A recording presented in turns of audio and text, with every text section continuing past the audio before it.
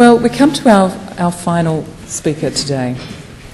And she was the only person appointed a Dame in the Queen's Birthday Honours List. And she very modestly says that her award is also about the disproportionate number of Maori in the country's prisons. Dame June Jackson has been honoured this year for her work with prisoners, urban Maori and the Waitangi Fisheries Commission. She was instrumental in taking legal action to the Privy Council in 1996 on behalf of urban Maori to force a fairer share of the Crown's fisheries settlement for those with few, if any, tribal affiliations. She retired last year as Chief Executive of the large Manukau Urban Māori Authority after 19 years, but is still on the parole board, where she is the longest serving member. She is still Chief Executive of Ngā Whare Wātia Marae in Mangere, and in 1995 was awarded a Queen's Service Medal, but becoming a Dame was still very much a surprise. Her honour was about the people, not the high flyers, and could be an inspiration for many, she said. Dame June is named in this year's list as Temuranga Batley-Jackson. She chose Batley-Jackson to honour both her husband and her wonderful, humble parents. Please welcome Dame Temuranga Batley-Jackson.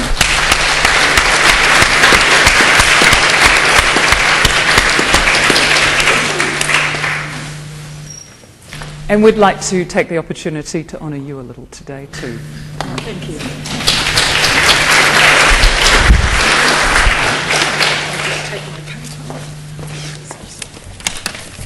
Kia ora mai tātou katoa.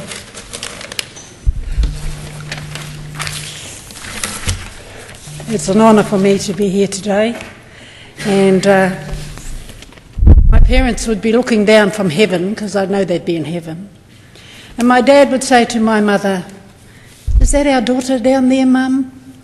And Mum would say, "I think it is, Dad." And he'd say, "Well, what's she doing there?" And my mum would say, "I don't know, Dad." So anyway, I couldn't possibly speak to you without thinking about my parents, who were very humble people from the King Country, no education.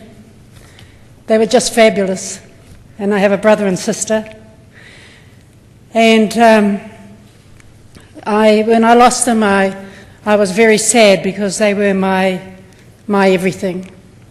And I found out how lucky I was, because there were a lot of families in our country who did not have that privilege. And I thought we all started from the starting pole all the same. I discovered we did not. So that's my mum. Maybe I'll just briefly talk about the most dynamic part of my life, which was on the Manukau Urban Māori Authority, where we were fighting with the tribes in the 1980s for a portion of the fishing settlement.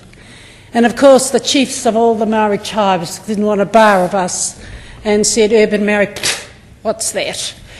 And anyway, be that as it may, my colleague was here just the other day, John Tamahere, who has Waipareta Trust, and he was in the west and we were in the south.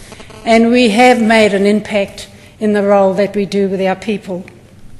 With Manukau Urban Māori Authority, we worked it out that perhaps we should establish a funeral home, because funerals were very expensive for our people, and they were costing around $4,000, $5,000.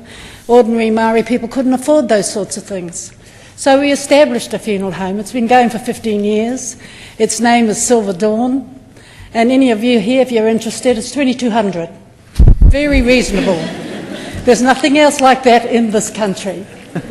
And so we were able to provide a good service to Māori people, and it has been taken up, and as I say, it is the largest Maori funeral home in the country, and of course Pākehās make use of us. They can't get past a good deal. And then we established a credit union. It is now known as the Aotearoa Credit Union. We began that credit union many thousands years ago as Manukau Urban Māori Authority.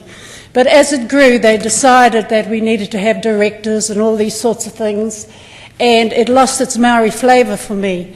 And behind my back they called it the Aotearoa Credit Union. But nevertheless, it is doing a great job for people in South Auckland and we established that. The other thing that we did was a lot of our people had no driving licences, and so we established a driving school, and that is still going today, and we service all people. I guess one of the highlights of my life too is that I have been 20 years in the jails, and I am the longest serving member on the New Zealand Parole Board. Could I just say to you that when I went on that board, I was sitting with judges and such things. I'd never known a judge in my life, or psychiatrists, or any of those things. I was just a humble Maori girl from South Auckland. And Sir Thomas Thorpe was my first chair. It's fair to say that I was appalled and shocked at what I found in the main jails of Pāremoremo. For some reason, I am still on the board, and I would be possibly the longest government